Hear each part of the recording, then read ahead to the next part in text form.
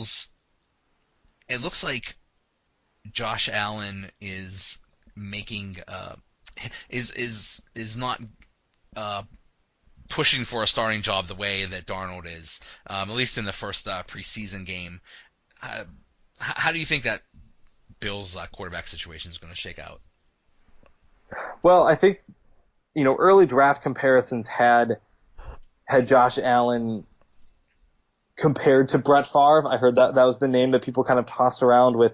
He's got this absolute cannon of an arm, but there were question marks about his decision making. He played in a lighter conference, and I think that all of those things really looked to be true in that first preseason game. We saw him have it was an incomplete pass, but he threw an absolute 50-yard bomb down the field, and tell you what, for a guy playing in his first ever NFL game, that was a really gutsy throw. And if the receiver, had maybe been a step or two faster, he would have caught it. And then, of course, we saw him run for a 30-yard loss. It's just like a chicken with its head cut off. Oh, that looked bad. Yeah, it did. It also looked a lot like Favre because you just never knew what you were going to get out of that guy. He might throw a 50-yard bomb, but then he might also run for a negative 30-yard sack. Right. It was always a toss-up. And so I doubt Josh Allen will see the field this rookie season. But the thing is, like I said, these rookie quarterbacks have to be viewed as an investment. You're not taking quarterbacks with a top 10 pick in the draft because you think, oh, we'll just stash him and we'll never use him. All right. The Bills are playing for years down the road when Brady is retired, when and when the Patriots inevitably will eventually, I hope, have to fall off a little bit. That's what the Bills are working towards. The thing that I really don't want to see is guys like Mayfield and Darnold and Rosen and Allen play when the games mean nothing. That's to me at least, that's one of the biggest detriments you could have to do to your rookie quarterback, because no matter how hard you want to play, no matter how you want to prepare them, it'll always be in the back of their head that they can take chances, they can take risks, the game doesn't matter. And I just think that's a really terrible first impression of the NFL for a rookie quarterback. So throughout the preseason, I hope they play him a ton. I hope he starts figuring it out. But again, I hope that he doesn't really see the field for this first season, because it means that the Bills are basically tanking. And I think that's a really bad thing for a rookie quarterback to experience. Yeah. Yeah. I mean, every preseason outlook I see for the Bills is, oh, they're going to be terrible. They're going to be horrible. 5-11, 6-10. Well, this was a playoff team last year. So basically, they have some good things there. They have a good running game and a good defense.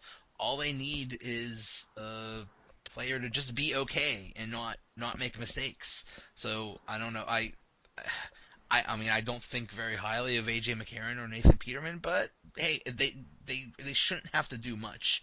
They're gonna try to win every game 10-9 maybe. That's very true.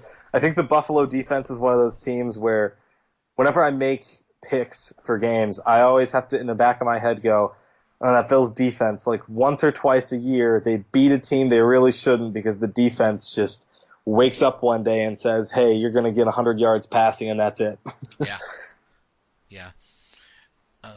Another quarterback that almost is new because he hasn't played so long is Andrew Luck.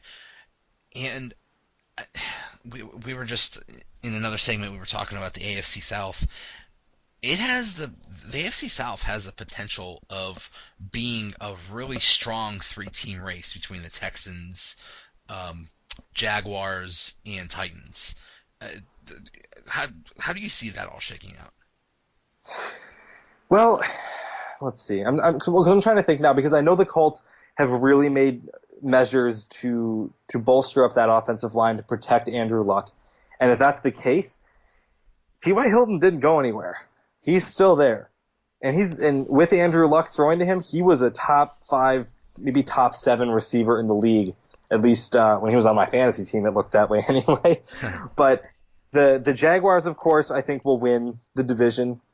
Not necessarily, I wouldn't go so far as to say handily. I think that they'll have to work for it, but I think they have the defense built to do just that.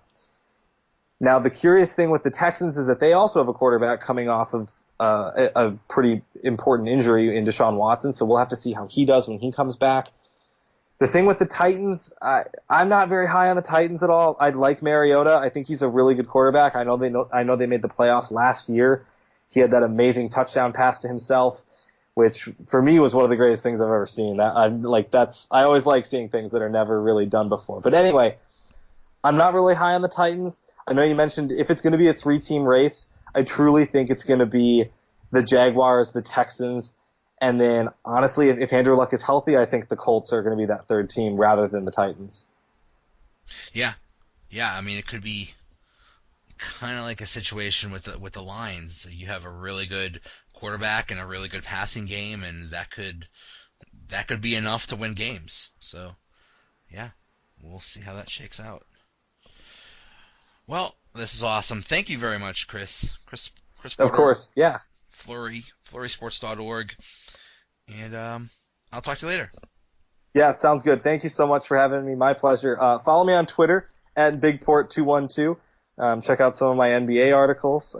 Obviously, I can talk a little NFL, possibly, maybe. But really my pleasure. Thanks for having me on. I had a lot of fun doing this. All right, thanks a lot.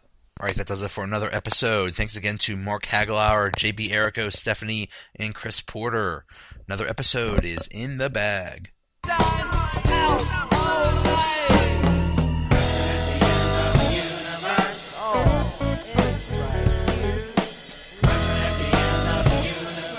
There's